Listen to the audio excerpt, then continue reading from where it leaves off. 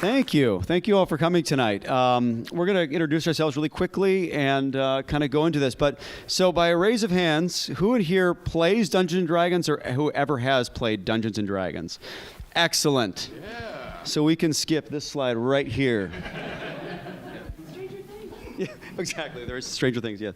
Oh, so I'm Michael Witwer. I'm one of the co-authors on this book, and I previously wrote a book called Empire of Imagination a few years ago, which was a biography about Gary Gygax, the co-creator of D&D. I'm Jon Peterson, and I also did some work towards this Art and Arcana book. Previously, I wrote a very long and detailed and dry and technical book called Playing at the World about the origins of simulation systems and role-playing. It's great. Read it. It actually is really great. Yeah, it is great. On the bottom. That's Kyle over there. Hello. No? No sound for Kyle? On, but it doesn't sound too... Hello? Hello? Yeah. It's there. Hello? Yeah? Okay. Cool. I'm Kyle Newman. He's underselling his book. It's really quite fantastic. If you love RPGs and D&D especially, and you're sitting here, both these guys have incredible books that you need to check out. That's how I knew of Jon. I hadn't yet read his book, and I'd read Michael's book, and I was a fan. And I'm a filmmaker and also one of the co-authors of the book. And we're missing one party member, Michael's brother, Sam Witwer, who is an actor. You might have seen him in things like, he's on Supergirl now, but he's also Darth Maul in Clone Wars animated show and many more. So we had a well-balanced party. That's right. So, again, thank you. Wow, I'm live compared to you, man. Wow. All right, I'll kind of do one of these. So thank you for coming tonight. Again, we're thrilled to be here in New York at the Strand. This is kind of a highlight right here. So again, thanks for joining us and kind of sharing this with us. This has been a pretty incredible labor of love for us, and I hope that shows in the book that many of you are holding here, that this was not a check-the-box effort. This was we get one chance to tell the whole story of D&D via its visuals, and we took those chances. Kyle, before we kind of dive into some of the highlights of the book, do you want to talk a little bit about why now, the moment we're having, and how we came about this book? Well, Dungeons & Dragons is having an incredible moment, almost a zeitgeist moment. It's back bigger than ever. If you go on its sales and you go on its media attention, it's having quite a moment. And I'd gotten back into playing Dungeons & Dragons in 2015, and I was playing Star Wars role-playing game. Don't be angry. And Sam was my game master, and Sam booked a job, and he had to leave town, and so I wanted to keep playing some RPGs, and I picked up D&D and wanted to see what 5th edition was like. And I got in such a big way that within 2 weeks I was on eBay and Amazon trying to find a history book. Where is the collected history of Dungeons & Dragons? And there really was nothing that serviced the art and the history, kind of filling in the gaps. So I hadn't really played a lot of 4th edition, so I was out of it for a little bit, and I wanted that filled. And I said, wow, there's an opportunity here to do something special. And where we're at right now is Dungeons & Dragons is accessible to everyone. There isn't that barrier of entry. It isn't just a certain class of people from a certain demographic. It's open to everyone, and now you can watch a YouTube video, you can go online, you can watch Twitch and see Critical Role, and you can see all the different ways a game can be played. And everyone's finally realizing that they've been playing Dungeons & Dragons their whole life.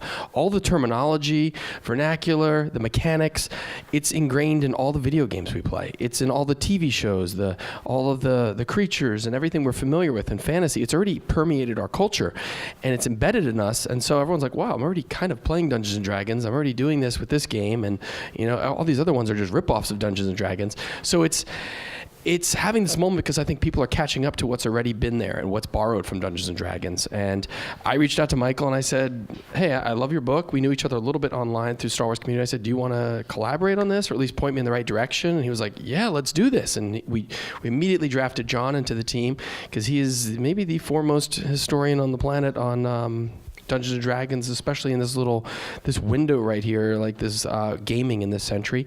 And Sam didn't want to be left out. And he's like, you're doing a book with my brother? How do you even know my brother? So he's like, dude, I am in. I don't do any gaming stuff without my brother. Let's do this. But we didn't know exactly what the book was going to be. We just knew we wanted to do something comprehensive and something that got into the art, and we could look at things, native art. We could look at products. We could look at ephemera. It just started to expand. We said, we have to include all these things, and that's this brain trust got together, and we just determined what would be the way to tell this story. Yeah, because I mean, you could do this as an art book, where we really just kind of showed art without really providing much commentary on it.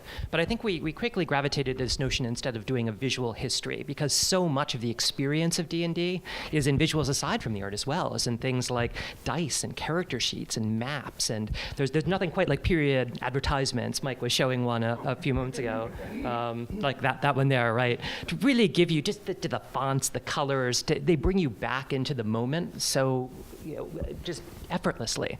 And so, that became very important to us as we talked structurally about how to approach the book, that we not just do the art. The art is beautiful and we have a ton of it, and we hope we're showing it to you in ways you've never seen it before, but we wanted it to be much more than that. So D&D is having this moment right now for reasons that my colleagues have already brought up, right? An accessible 5th edition rule set certainly helps a lot. People like Matt Mercer and Critical Role have really helped a lot. The accessibility, a lot of the barriers have been broken, but it hasn't always been that way. D&D is one of the most homebrew games you could possibly imagine. It almost redefines what one might think when it comes to homebrew in the early 70s. Jon, you want to talk a little bit about kind of how this all started and how this whole thing emerged? Sure. So how many people here recognize that gentleman in the upper left there? Who is that guy? Peter Cushing. Peter Cushing, famous from Hammer films and as well from, of course, Star Wars. So Peter in this picture is doing what many refined English gentlemen do. He's painting a miniature figurine, a historical miniature figurine. This was a huge hobby in Britain and in the United States in the 20th century. Now, you see below that another gentleman who probably is not as easily recognizable. The one to the right there, his name is Gary Gygax. And this is Gary at a little convention that he held in his hometown in 1968. He called it the Lake Geneva War Games Convention. Today we call it GenCon for short. Now at this time, this was only a block from his house. They held it at a horticultural hall, the place they did flower shows. And about 96 people he managed to attract there. It was a very small hobby. This was not something, even though they had a very grandiose name for their wargaming club, the International Federation of Wargamers. They maybe had 2 members from Canada to justify it being international. But this convention is a good example of just how modest the hobby was at its start. Now the game he's playing there is a game that's called the Siege of Burg, and this was a medieval miniature war game. So the same kinds of miniature figures you see Peter Cushing collecting and decorating there. That's what he was using, but these were from the medieval period.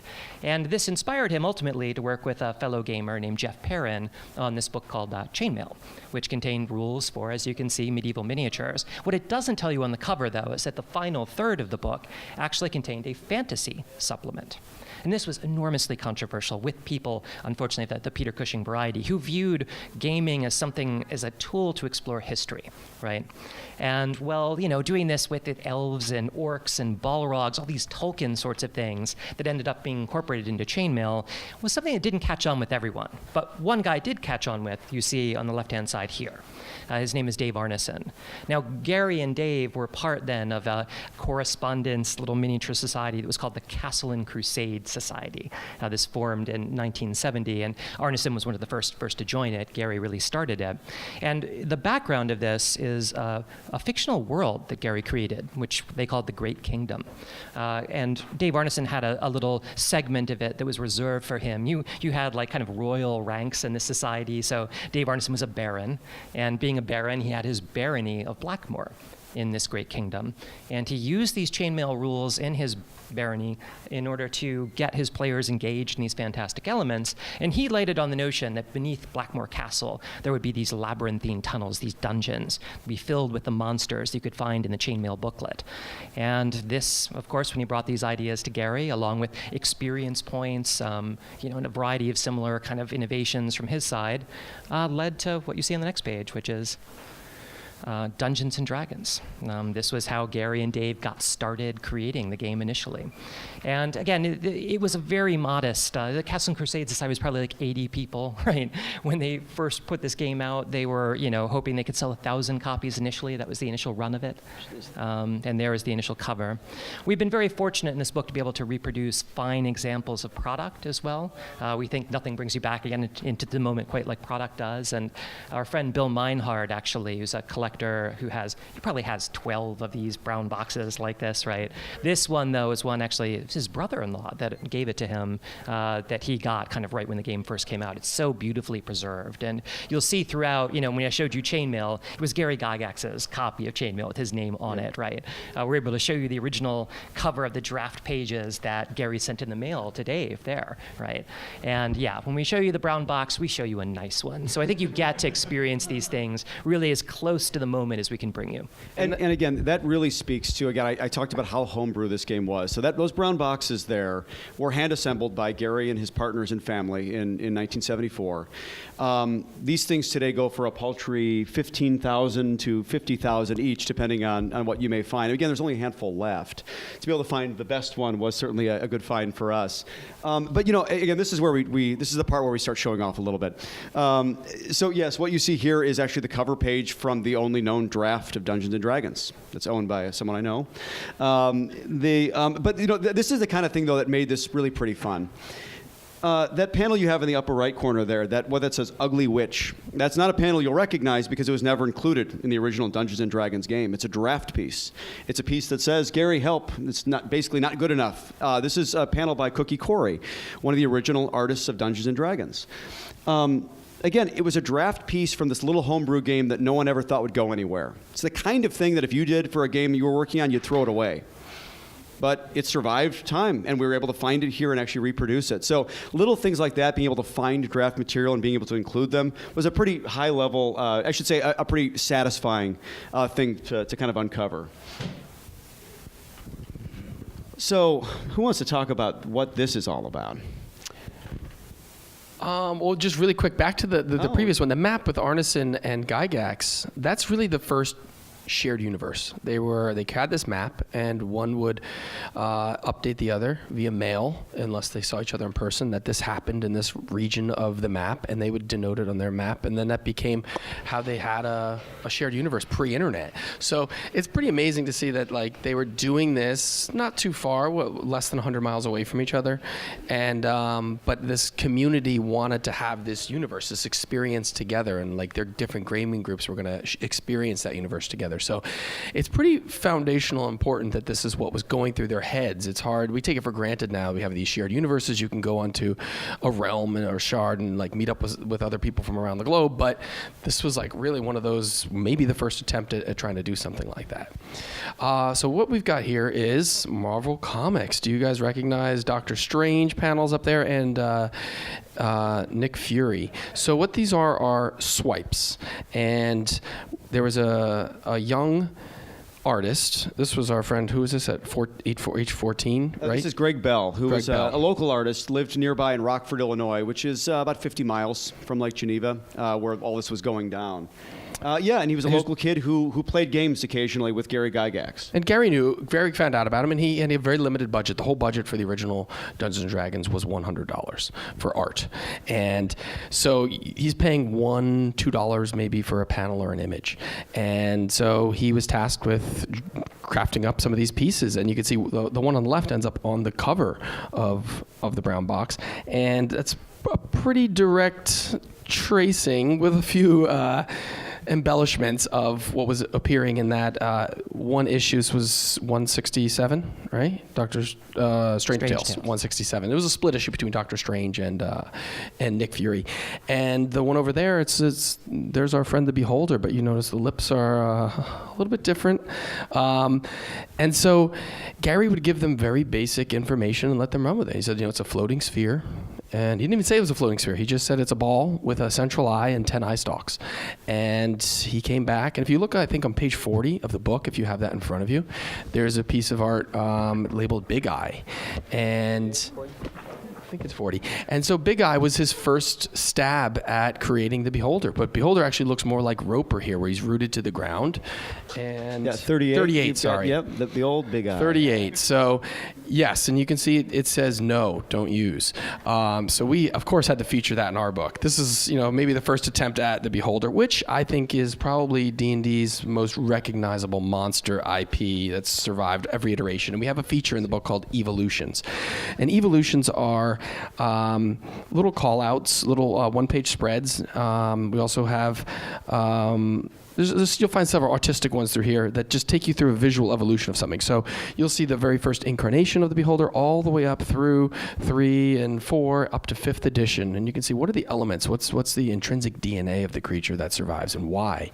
And I think that's what's been fascinating about this, is not just looking at it on a visual level, but looking at each iteration of the game, each update. Why are you rebooting the game at each incarnation, and what's surviving? And seeing that happen both in text and narrative and in game mechanics, and also in the art. And so this is pretty fascinating to look at some of these creatures, be it the Mind Flayer or even characters like Drist or Strahd. So you'll see a lot of those little sections in there which are fun. And and one thing that's worth a mention is that one of the most important things that D&D did that a lot of people don't talk about actually is that it provided kind of a visual definition of a lot of these monsters. In some cases, very common monsters like dragons and things like that. In some cases, new monsters like Beholders or Mind Flayers. But the Monster Manual, when it comes out in 1977, early 1978, is really one of the first, certainly mass market catalogs that you can find that really visually defines these monsters. It really provides that baseline from which really fantasy has used ever since. Oh, the Tomb of Horrors. Now, okay, so I see some of you are staying here today to play a little bit of possibly Tomb of Horrors. One thing that was actually one of the coolest things that we found during this little process was an original copy of the 1975 Tomb of Horrors tournament module. Those of you who know Tomb of Horrors may know that it was published in 1978 as an honest module by TSR. But the module was actually based on a tournament thing that Gary had run 3 years earlier in Baltimore. And we were able to find a complete copy of that. We actually include a complete facsimile copy in the special edition, as a matter of fact. So it's published in full for the first time? And this was a pretty neat find for a lot of reasons. One of which is, again, it's Gary's hand-drawn map, his original typed written pages with his notes.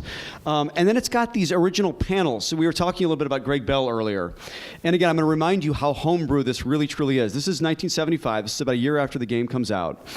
And Gary conscripts this young 14-year-old from Lake Geneva named Tracy Lesh, who, as the story goes, he found him because he was in his daughter's social studies class, and he was doodling one day. And Elisa Gygax, Gary's daughter, said, "Hey, you should talk to my dad. Those drawings are pretty good." And this is how he finds Tracy Lesh, who ends up doing some illustrations for a game called Boot Hill, which was TSR's first version of a Wild West role-playing game. Then Gary asks him to do these panels for this tournament he's about to run called Tomb of Horrors.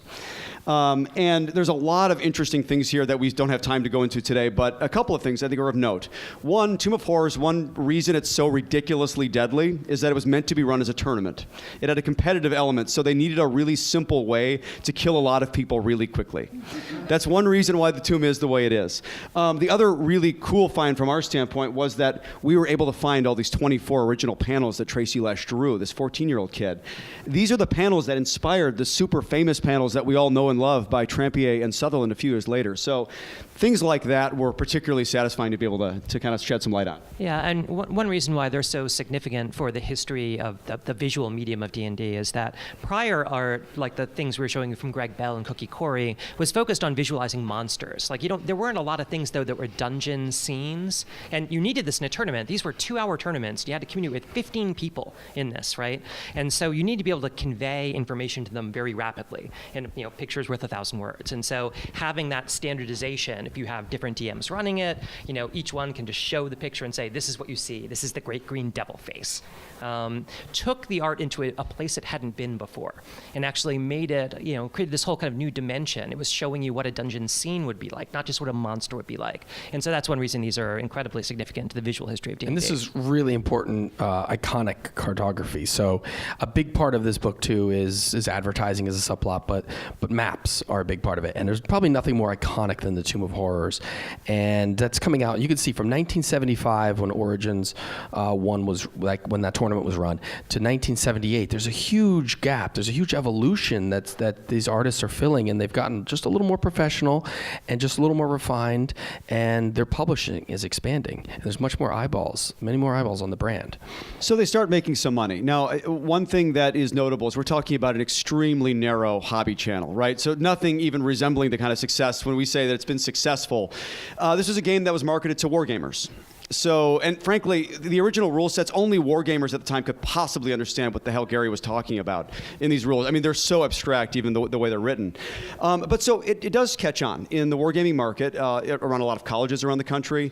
And so by 1976, 1977, the game is making enough money that they can hire better and better artists. Actually, some people that are not amateurs that are local, anyone they could find, but people that actually have a little bit of artistic training. And so that's when you start getting into some of these full-color covers. In this particular case, that's the original basic box cover by Dave Sutherland, who's a name you may know because Sutherland became one of the first really important artists in D&D history when it came to a lot of their more recognizable material. Anyone want to talk about kind of just these? These were a pretty cool find. When we got together, we met in Los Angeles. We all came with our favorite pieces of art. We came with ideas. We put a giant folder together with like almost 1,000-something images, and we started whittling it down and saying, this book's gonna be his curation. And we knew there was 5 pieces: the Fiend Folio, the Monster Manual, the Player's Handbook cover. We wanted to get these in the book. We didn't have a lead on all of them per se, or we thought we did, but those were like the important pieces that the book needed to showcase, the native versions of them, so people could see them in their full glory, the best possible reproduction. If you look at, say, the Monster Manual, you see there's a spider up in the tree. Normally the spine runs right through that. You don't even know that little spider's lingering there in the tree. And seeing all this without trade dress, on a really fine reproduction as opposed to low-grade cardboard printing, not seeing with all the writing on the back, you can actually see what the artist was going for. You can actually really feel the brush strokes, get a good sense of the color and the choices they're making before it's been reproduced and changed by the publisher. So you can see even the Player's Handbook cover right there. They kind of knew where they were going to crop it. The legs are unfinished on that man in the foreground in the center. They knew kind of where the eye would be. Where's the trade dress going to be? Where's the logo? Where's the spine? So they're moving pretty quickly, and they just kind of do what they need to do. But this tells an entire story here. It tells you what the game is and what you can do. And a lot of the art in the early days is not meant to blow you away with its artistry. It's not necessarily cinematic. It's very functional. It's saying that this is what you can do. You can rob someone and take their money. You could stab someone in the back. You could rob from a treasure chest. And in this, you're like, what's going on? This guy's cleaning his sword after battle while a wizard's lecturing him. There's another guy, they're detailing the map. Are we going to venture further? Should we turn back? Some other people are bringing the lizard men bodies up to an altar to sacrifice. People are collecting treasure. Who knows what they're stealing? These other guys are just flippantly stealing the eye from a cursed statue, not caring what's going to happen when they yank that out of its socket. So it's letting you know that anything goes in this game, and it's communicating all with one image, because you couldn't go watch YouTube and say, what is Dungeons & Dragons? So this book cover needed to tell you, this is crazy. You can do anything in this game. So by the time these are rolling out, now you're getting into the late 70s. The game's now called Advanced Dungeons & Dragons, or they've rolled out an edition like that. And the game, again, it's doing very well in hobby channels, but this game was never destined for the mainstream. It just wasn't. It was too weird. It was too hard to explain to people, which is, again, as Kyle suggested, that's what the art started doing. Was this instructional art was an important part of what they were trying to do. This is what the game is kind of like, folks. This is the cover of the Player's Handbook. Subterranean. Yep. You're getting into underground exploration. But the game was not. I would say it's very likely the game would have never showed up. We probably wouldn't be talking about it today if not for a mistake of history. John? James Dallas Egbert III. Is this a name here people know? This poor fellow disappeared from his university, from Michigan State, in the summer of 1979, actually around the same time as GenCon. For a while, people thought that might be where he was at the time. But he left behind, in his room, some D&D books, some mysterious, what do you call those? Yeah, thumbtack board, right, that had some markings on it. Maybe it was supposed to be a map or something like that. There's a fellow named William Deere who was hired by Egbert's parents, who became extremely concerned with finding what had happened to their son. And Deere developed this theory because he talked to people around the campus about D&D and about what the game meant. And of course, this was a very exotic thing, not something a private investigator from Texas would have had occasion to encounter before. And what he learned was very, very disturbing, that, kids were playing this game, and he indeed heard that some of them had gotten so invested in it, they were playing in the steam tunnels beneath the university. And so he developed this theory. What must have happened is Egbert had played this game where you assume these fantastic roles to the point where Don Quixote-like, he believed it, and he had actually gotten lost in the steam tunnels. He was still down there, maybe dead even, in those steam tunnels, wandering through them. And so Deere confronted the university officials with this theory, and they kind of blew him off a few times. And so he went to the media, and he went big. He held regular press conferences. He was on the nightly news. This was front page news in the New York Times, on periodicals all around the country, that there was this crazy game. It was almost a cult. And it was taking over the minds of these college students, and there had been deaths already. Now, it turned out, in fact, that James Dallas Egbert had simply run away due to some unrelated problems he was having. He was a very young man. He was 16. He was not in dead. University already. He was not dead. He was in Louisiana. And when finally he heard about this controversy, he kind of had his head down at the time, he reached out to Deere. And, unfortunately, that story, that in fact D&D was not responsible, that didn't end up getting quite so much play in the press. But one cannot overstate the degree to which this brought D&D to the mainstream in a way nothing else could have. And it was really just this kid happened to run away, and this private investigator happened to lay the blame on D&D, that got to the point where in the wake of that there were articles in Newsweek about the game. Gary was invited onto Tomorrow with Tom Snyder, which was one of the big talk shows of the era. He'd really kind of arrived in the game. What did that do for well. sales? Well, sales about quadrupled based on this. So we can thank maybe the worst private investigator in history for the success of Dungeons & Dragons, because he went on to double down on his stupidity, I think, and then he started joining the PTA groups and the church groups, and what was happening was the game was so transformative and disruptive that people that weren't playing it, that weren't familiar with what was going on, couldn't comprehend what it was. It was so immersive. They're like, well, how do you win? Well, you don't. And what do you do? Well, we get together, we murder some kobolds, and we take their stuff, and then we cast some spells, and there's a conjuring circle, and you're like, what do you do? And it never stops. Right. So it's hard to know what was going on with There's that demons boy. on these covers, right? When you look at these things, if you're some concerned parent or private detective, you see this image. We had never noticed the guy? thong on that demon over there until we reproduced this. Now you can see the thong up close. Well, No. you're welcome. So you can imagine how this story, it captures the public's attention, and all of a sudden it creates a level of scrutiny around this goofy game that nobody would have ever thought about. All of a sudden you've got parents that are seeing images like this in books and thinking, this isn't great, this is not good, and there's spells in this book. What are these spells about? How do they work? And then even worse, they ask their kids about the game and the kids can't explain it. Oh, you kill some guys and you just take their stuff. Not good, right? I'm a wizard. So this in turn leads to things like this. A lot of backlash, a lot of religious backlash, a lot of PTA type groups. This is a little publication by a group called Bothered About Dungeons and Dragons, which took a major foothold in the US. Team devil worship, no Satan, and even The Wonderful Mazes and Monsters starring Tom Hanks, which aired on CBS, which was a movie of the week. And it's heavily inspired by the story of James Dallas it's a Egbert. thinly veiled retelling of the James Dallas Egbert story, but by Deere's theory. So it basically plays that out. Tom Hanks is the James Dallas Egbert character. And again, this is a remarkable thing because this is 2 years after this case has been resolved completely. So again, it's already been effectively proven that this game does not blur the lines between fantasy and reality, and yet they're still making movies about it on CBS. So again, this is where really things start picking up, and it starts showing up in other places like E.T. So again, we called it kind of a historical accident. I think that's a decent representation of what really happens here. Yeah. You get this really weird negative attention. All press is good press. And all of a sudden, it's on the radars of a lot of people, good and bad.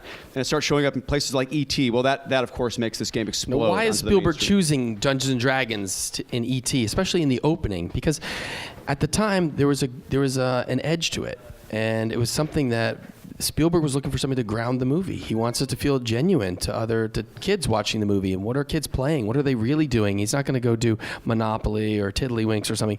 No, the kids that are like, they're really on the pulse, they're doing Dungeons and Dragons. So, and this was filmed in 1981, so he's a little ahead of like where it's going here. He's always forward thinking, but using Dungeons and Dragons. And an interesting footnote is, you can watch it on YouTube, is a deleted scene from E.T.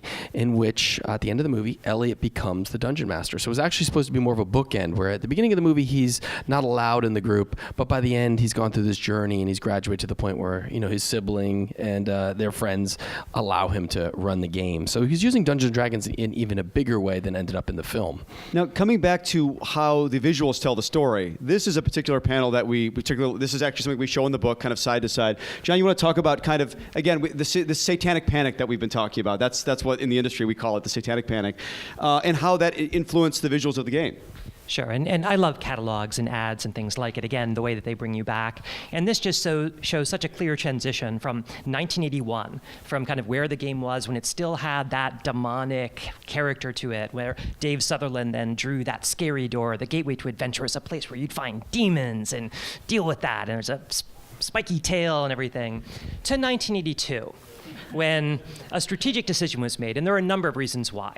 When you're now selling to Walden Books, when Random House is now your distributor, they aren't so comfortable actually with that demonic imagery, right?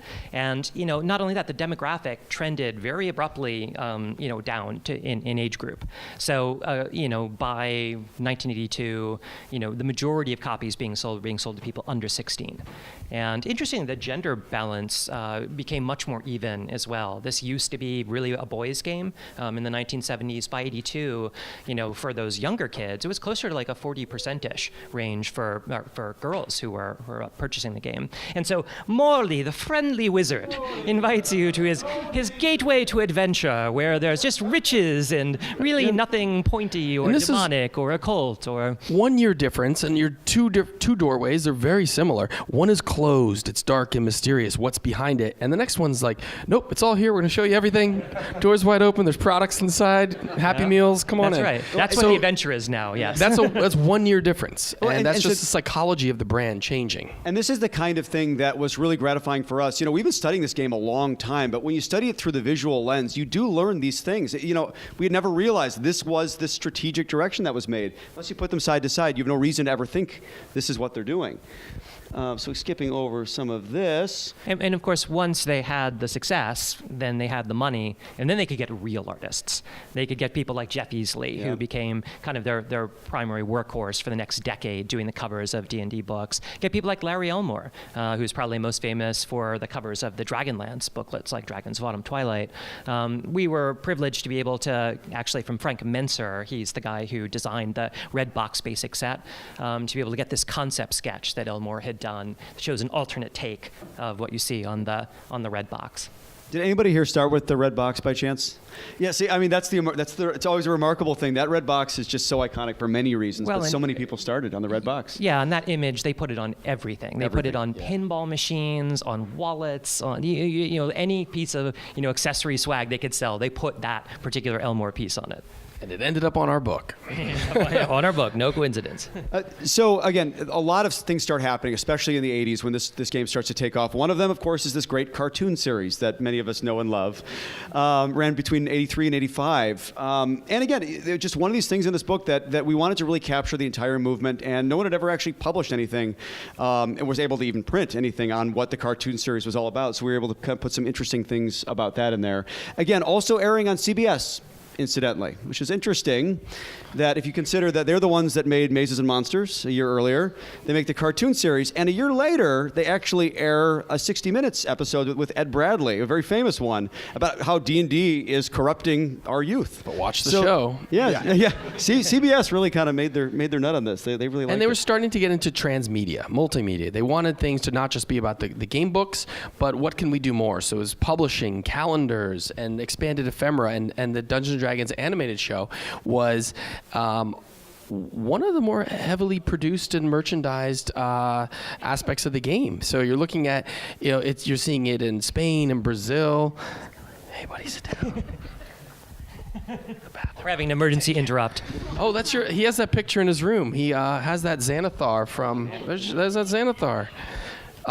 So this is, the Forgotten Realms. And one fascinating thing is, in this era, they're expanding. What worlds can we have people play in, and how many different worlds can we transport people to, and how much can we merchandise it? So beyond just having multiple realms to play games in, multiple realms to sell books in. Forgotten Realms by Ed Greenwood. Ed was a young lad creating this game, wrote 11,000 pages of content, and he started to beta test it and showcase it in Dragon Magazine, and started to refine it, and ultimately became a published realm. And that's Ed's very first map. So rather than show what other artists did afterwards, this is the one that everyone had to go back to, where he puts Waterdeep and Baldur's Gate and where are the Moonshae Islands. Everything is here on this map that then became the continent that Faerun, that we would find out later. And the whole thing comes out of one man's head, and they said, let's bring it into our system. Let's make use our rule set for it, and now we can go commodify the Forgotten Realms along with Dragonlance, and it made its way into video games. Yeah, Pool of Radiance. Maybe a lot of people started with that. This was at a real inflection point that they adopted this transmedia strategy.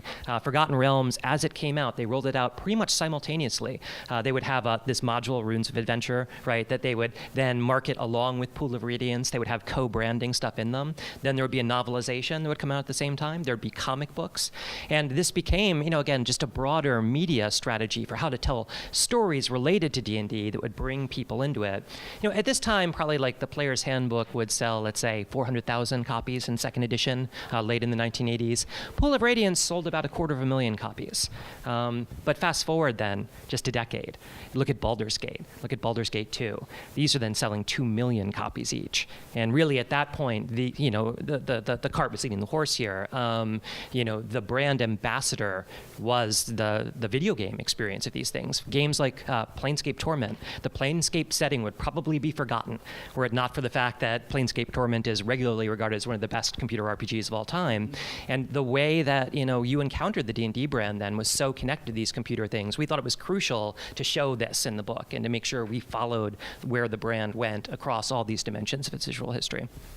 So as D&D continues to grow, and as TSR, the company that produces it, continues to grow, of course, they're finding new and better ways to make money. As Jon just suggested, Transmedia Strategy was a big part of that. We want somebody to go buy the novels, and then you play those same characters, whether it be Dragonlance or Forgotten Realms. And they go real big on campaign settings. So anyone here has played Spelljammer? One of the great, not great things that ever happened. No, so there's a lot of these, right? They're finding new and better ways. We kind of blazed through some imagery here from things like Dark Sun, which is one of the more visually stunning campaign settings they ever rolled out. You can see how influenced it is by early pulp, and specifically for Zeta, Conan kind of imagery. But one thing that the game really starts to struggle with in the 90s in particular is, well, first of all, they're still struggling with accessibility. We'll talk about that in a second. They also start to have to compete with external factors such as this little game called Magic the Gathering that comes out, the collectible card game market. Now, keep in mind, you're thinking, well, that's just RPGs versus CCGs. Why is that important? Well, it's the same bucket of money for most consumers, right?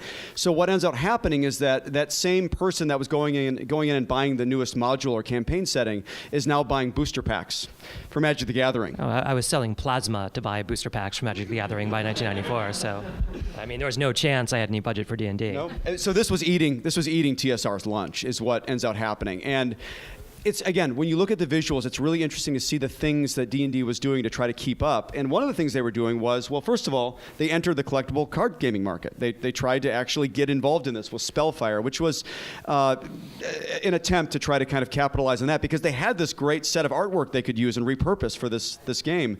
Didn't quite work out. Again, Magic was really the king there.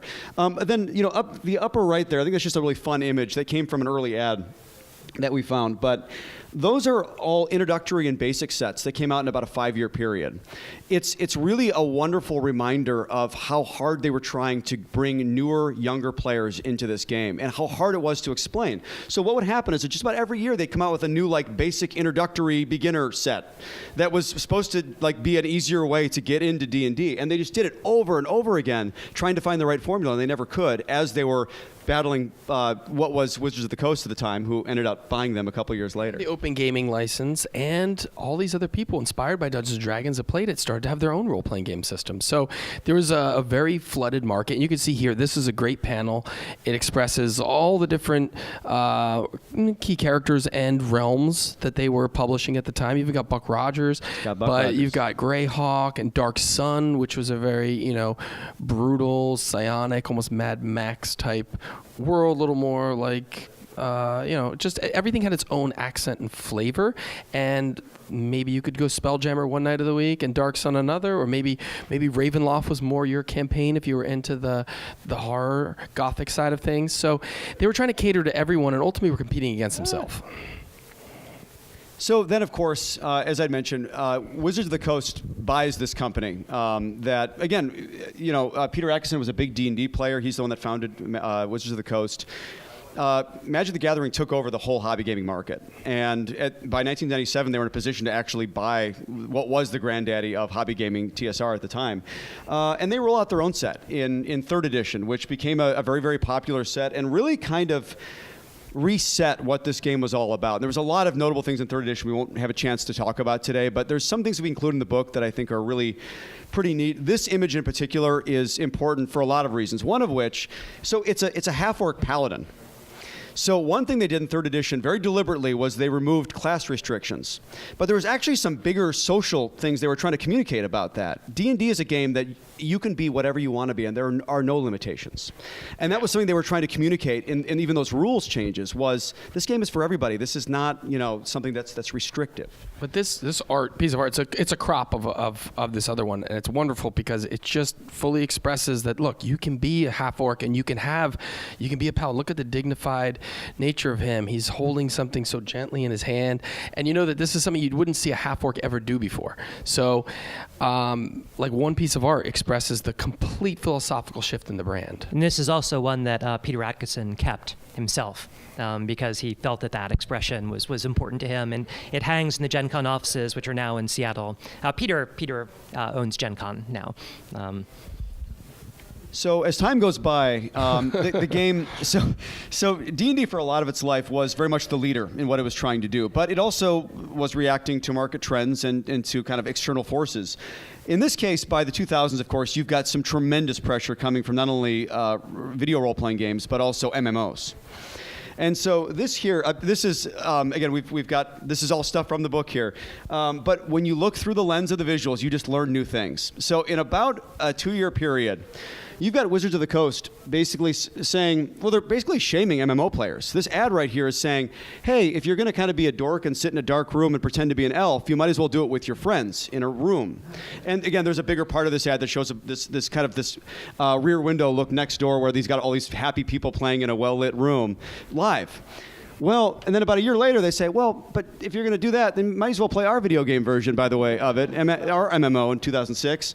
And then about a year later, they're thinking, well, what about all those books that you bought? Well, those are still good. You can use those to put your laptop on while you play the MMO that we're trying to build. So these are the kinds of things that, again, become apparent to you when you look at it through this lens. And it shows all the different scrambling that was happening to try to stay relevant in a digital age.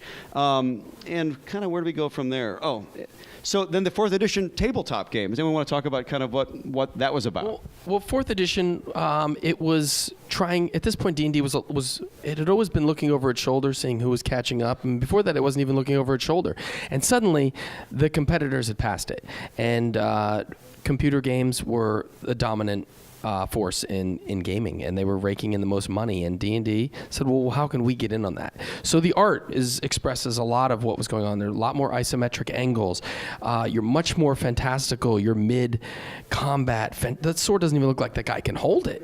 And everything's going on. It's like the Busby Berkeley musical version of fantasy, and it's just like an explosion of ideas, and the game became very tactical and more intricate, and it was something that they thought would appeal to the mindset of gamers out there. So rather than saying, what is D&D and what should we be doing to just be ourselves, they're saying, well, what can we do to take back some of that marketplace, or how can we appeal to some of those people? So the schizophrenia, the mindset had shifted.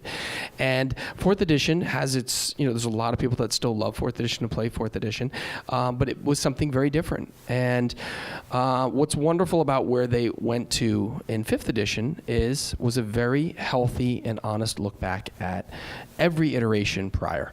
And what they didn't want to do was, I work in the film industry, and most people, they take over at a studio or something, and they said, oh, all these things were your projects. Let's just burn and destroy them. And let's not worry about everyone's efforts. So they went back and said, you know what? We're new custodians of this brand, and let's do this properly. Let's go back to every edition, OD&D onward. Let's play them, and let's open it up to 100,000 players and find out what in this version people are responding to and what they're not. And let's make it the biggest rules playtest ever, and let's find the best iteration of the game that expresses all of those important things from every prior incarnation, and let's do it in a way that puts D&D first. We're a tabletop role-playing game. Let's make the rules simple, and let's also harken back in an honorable way to all the narratives that have come before, and let's not just sweep them under the rug. So you're seeing on a narrative level, an artistic level, there's Tiamat, but there's Tiamat, and they're not just getting rid of it and making a new dragon, because we're new storytellers. They're saying these are important creatures, iconic creatures, and these are important storylines. And here you go. Look at this, Matt Mercer and Critical Role, and they're borrowing straight from that original ad we showed you. And that's how the game has really come full circle. And I think what's wonderful about what 5th edition is doing right now is it's an homage, and it's such an elegantly simple way to play the game, and you can make it as complicated as you want, and you can bring all the stuff from the past into it, and it's leaving it all out there for you to play and you to customize. And the game is really about imagination. It's saying all you need is this dice and a few people in a room, and you can go anywhere with it. And a lot of people are going somewhere with it right now. In fact, D&D has literally never been more popular as a tabletop pursuit than it is now. We think about it like 1982, right, was the apex of D&D. Not so. So the Hasbro figures are 8.6 million people played D&D at least once a month in 2017, in North and that it's going to be America. up by double-digit percentages this coming year, and that it may go up even further in the future. So I know it's time for questions, but I mean it's important to end on that note to say that this has become this moment to a degree that surpasses anything we've seen in the past in D&D, and so we have arrived. We have arrived, folks. You have arrived. It's not we. Yes. We have all arrived combined. So we have about 10 minutes for questions, and I know a lot of you are eager to get into the Tomb of Horrors. You shouldn't be, though. Yeah, but seriously. Still. Yes, we've got about 10 minutes if you'd like to ask some questions. Question. John, as a collector, I'm sorry. Yeah, we were pointing at you. Yeah. And I was just going to add, we have T-shirts. Oh yeah, for people who ask questions. So we have. If you don't know Death Saves, Joe Manganiello's new Tour of Horrors T-shirts, D&D streetwear line. We've got some tour shirts, including our Strand stop right here on the back. It's got an owl bear from an old French edition mauling some adventurers on the back. So if you ask a question, come up and we'll try and fit you with a size. Okay, go on. Okay, yeah, my question's for John. First of all, thank you so much, guys, for coming. Really appreciate it. Thanks. So, as a collector going into this project, did you know sort of the other people in the community who were collecting this content, or did you sort of find people come out of the woodwork, or did you sort of already know those people ahead of time? For the most part, we already knew the people. We had a pretty good idea, at least leads on most of the things we wanted to find. Now that much said, it was an enormous research task to find a lot of this stuff. And sometimes, I just saw in a random interview with Ian Livingstone, for example, that he owned the original Fiend Folio painting. And as it happened, I had the occasion to go to London and visit Ian Livingstone. He was the founder of Games Workshop and went on to be one of the principals at Eidos, who made Tomb Raider. So he actually held on to the original art of that, and so I was able to photograph that in March and get it into the book. So there were things like that, but for the main collectibles, yeah, we pretty much there are a handful of people who are very serious about this, and we all know each other, right? So I mean, because we compete, but we're all good friends. We would all kill each other in a moment's notice, but yes, we all know each other. Yeah, please. Sure. My question was, what's your most memorable? Oh, thank you. Hi. Which is your most memorable adventure you've had with D&D, whether it's in the game or just in life in general, like playing with other people? What's your favorite memory? Okay, well, so this is not a favorite memory. This is most memorable for clarity. For me, it was the Tomb of Horrors. We were playing, and I was playing it in high school. My brother was running it, and I'm trying to decide what to tell you, knowing that you might be going this yourself. I died on the fire slide. And then talk to me in a couple hours and let me know how that works out for you. We argued about how this all went for like 30 minutes because I was convinced he had described it wrong, which is why I did what I did. But it was terrible, just terrible. For me, just really quick, I experienced the game a little more tangentially. My brothers played, kind of like Elliot's older brother and his friends in ET, and I was lingered around at Boy Scout camp and stuff, and they would do their game. So it was around me. I was aware of it, and I loved that they were playing this game. I wasn't ready for it yet. I kind of knew. I didn't know how it all played out. I was like 5 or 6, but I knew I wanted to play, and I'd learned how to draw from the monster manuals and the different modules and stuff. I loved all the imagery. So I think that's what struck me and got me. One of the things that got me into narrative storytelling. So I would say just being around the game as a little kid. So you talked about some of the highs, but also some of the lows of D&D. I noted you left out, at least here, one of the lower points, which is the movie. I would love to hear anything you have to say on that Interesting, topic. the movie. Okay, so I made this film called Fanboys, and in that movie, Viacom screwed with me. And they 10 days before we went to shoot the movie, they didn't give us the rights to Star Trek. So we did our own version of Star Trek, which I wanted to eviscerate them a little bit. And this, they didn't necessarily play ball with this new line with imagery that we wanted to depict in the book. So I said, well, then I want to be extra honest about the film. So that is in there. There were 3 movies made, and we do touch on it. And there was an earlier attempt at making a movie in the early 1980s by Gary, and narrative elements were very similar to the animated series, and there were characters from this realm crossing over. And so I think that was something he was fascinated with, or at least it was part of the idea of the brand. I think I hear rumblings of people still looking at the game and the movie that way. But yeah, I think there needs to be a D&D movie. It's ripe for it, but you have to know how to do it. You don't have to make a movie about gamers going into a game. It's not Jumanji. This is a rich world that people can go and live in, so you don't need the game device to get you into it. And that's been a misstep. Also, it's just the characters aren't ready-made heroes, Like, that's part of Dungeons & Dragons. You have to grow to that. You can roll a 1. What does a 1 look like in a movie? Like, someone helps set you up and you trip on your face. Like, you have to be open to showcasing what the game, in a sense, is to do justice to it. I don't know if the movies were the best representation of that, but I know the filmmakers were strapped with a lot of obstacles too, so it's not easy. But they weren't forthcoming with some licensing stuff for us. So, You there? Thank you. Okay, it works. I saw where you were talking about the how over time there's the restrictions on what classes you can use, what races and so on have changed. And I'm someone who only learned to play last year, really, with my brother. And so obviously we started with 5th edition. And then at our local library we played, I don't know if it was based on the 1st edition, but it was based on older editions.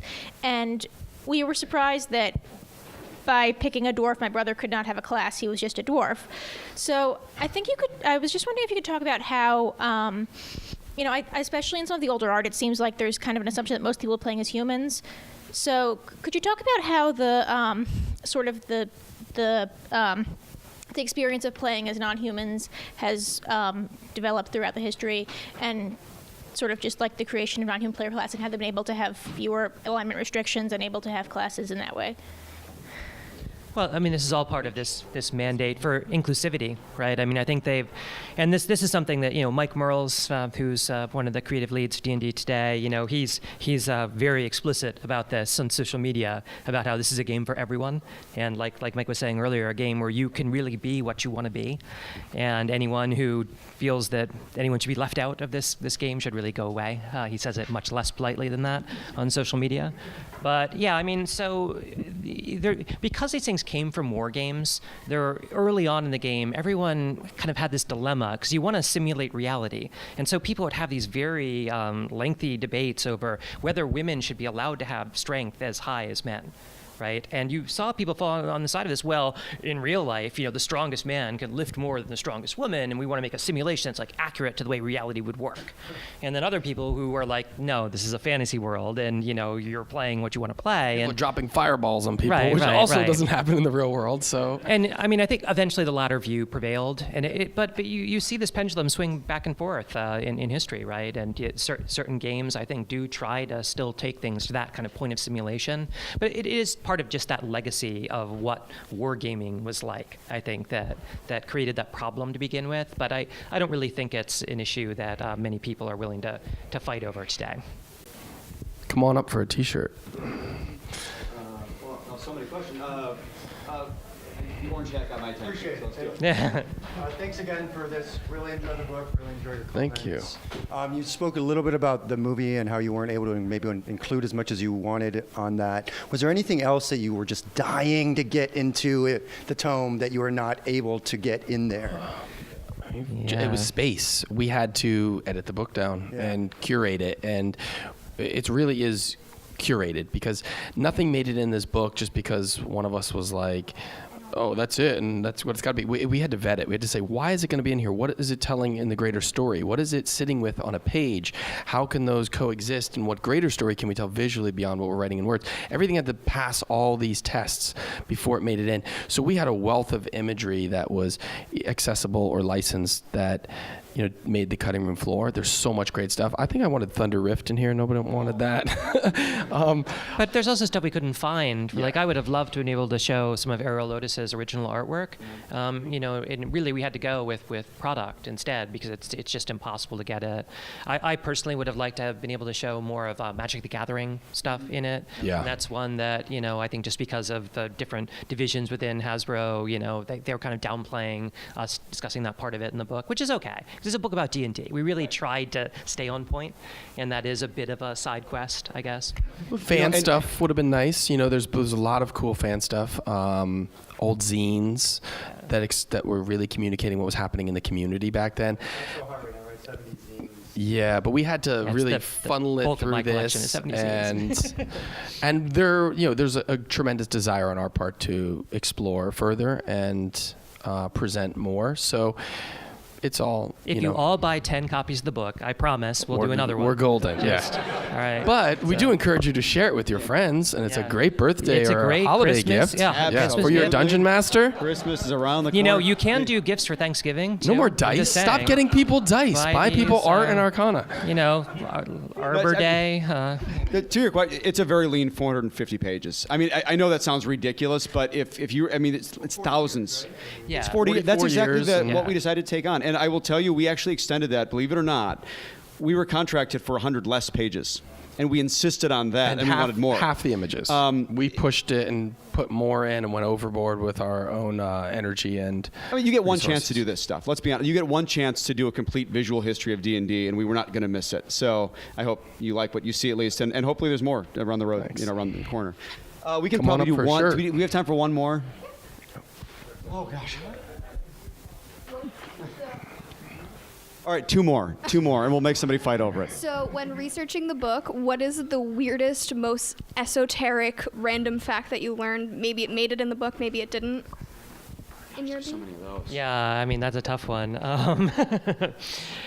I wouldn't even know where to start. There's so many arcane little details of this. I have a blog about this. You look at my Playing at the World blog, you'll see me agonizing all over the different versions of the Lizard Man logo. He takes you through the making of a module too. There's a recent one about Quagmire. Right. So if you ever wondered how did an old D&D module get produced, you could really go deep dive and dissect it with one of his great blog posts. I think Big Eye was one. The Big Eye that we showed earlier, that was particularly interesting because John talked a little bit about we didn't know where to start with this, right? It wasn't like we were walking in blind. We wouldn't have taken on the project if we thought, where do we get any of this stuff? Like it's not like Wizards had an archive that really stretched back pre-1985. That really early stuff, they didn't know they were making history when they were doing it, so they didn't save it. It was already dispersed to the four winds. But things like Big Eye was particularly interesting because, John and I have been studying this for a long time. We had both heard, there was actually a rumor that such a thing existed. A ground beholder is what it had been described to us. And we talked to a few early artists who claimed they had seen this, and we all asked Greg Bell, who's the guy that supposedly did it, whether it existed. He didn't remember doing it. So okay, well, so much for that. Write that one off. And then that particular image showed up in a late trove of imagery we found from great. So it was things like that it's a pretty unexpected story, and you even heard from the primary sources that it didn't exist, and then it actually shows up later on in a pretty amazing set of stuff. So. Let's do one more, and then we're going to play some games. Is that okay? You're going to kill me, right? Okay. One more. Okay. Maybe whoever stands up first. That gentleman in back. I know you've been really itching. I set up first. Okay. Personal question. It sounds like you're all continuing to game right now. Favorite race and class and why? Okay. In 5th edition, I like Abjuration Wizards. I like the Gloomstalker Ranger is outstanding. And I also play Zealot Barbarian, which I think is pretty fun. So I like those. It's called Wizards of the Coast, not Sorcerers of the Coast. So if it's gonna be magic, it's gonna be wizard. I don't like this whole 2 spell a day thing. Get out of here. Yeah, that's my choices. I'm a bard. I love playing the bard. I love theatrical. All right, we got some bard love here. Bards. That's right, New York. Go New York. You know what it is with the bard? I love the bard for a lot of reasons. I love that it's theatrical. You can even play it as a touring bard or somebody who's some kind of singer or juggler or actor. And I've played bards before where I'm pretending to be a different class. So I played a bard, for example, that pretended to be a paladin. Like he told the rest of the party that he was a paladin, but he's not. He's a bard. And if he's got a little cantrip he can cast or whatever, he tries to convince them that he can do other things. So I like playing characters like that, theatrical characters. I mean, I played a lot of spellcasters, I guess, over the years, but, I guess I like playing rogues a lot these days. Self-destructive people. I don't know why, but that's... And with that, we're going to close out. And come on up for a shirt, too. Yes, please get a shirt. Please Thank you all for having us. We really Thanks for appreciate it. coming.